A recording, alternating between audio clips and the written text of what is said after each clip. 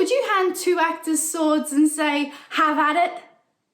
No, you'd have a fight choreographer. Let me introduce you to the equivalent for intimate scenes. An intimacy coordinator.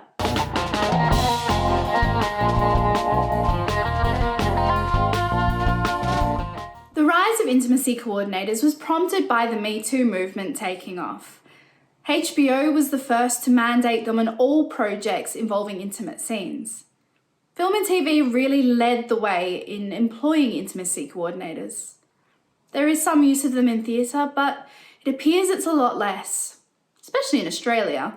There's very minimal training available at the moment in Australia. However, there are resources out there that you can use. My favourite is a book called Staging Sex by Chelsea Pace. It covers her methodology for staging intimate scenes safely, and it's full of heaps of practical advice.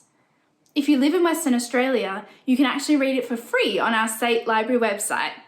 But I highly encourage you to buy it if you can. I did. What is an intimacy coordinator? Well, it's like a fight choreographer, but for intimacy.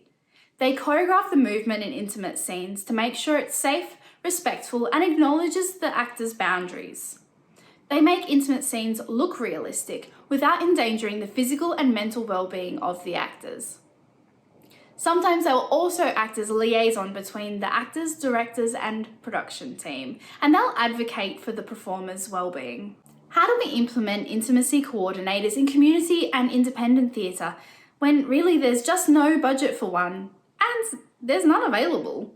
I think all productions should have someone that acts as an intimacy coordinator or intimacy safety advocate. It could be the director, choreographer, or a designated member of the production team. The person must have good communication skills, some movement or choreography ability, and they have to have a strong understanding of consent. The core ideas for intimacy coordination can be summed up by the 3 C's. 1. Consent. Establish boundaries and ensure that actors are enthusiastic in their consent. Open questioning allows actors to think about how they feel rather than just going to the default of yes. For example, rather than, is this okay? Ask, how do you feel about this? 2. Communication. In intimacy calls, use desexualized language. Allow for your actors to change their boundaries and keep checking in using open questioning. 3. Choreography.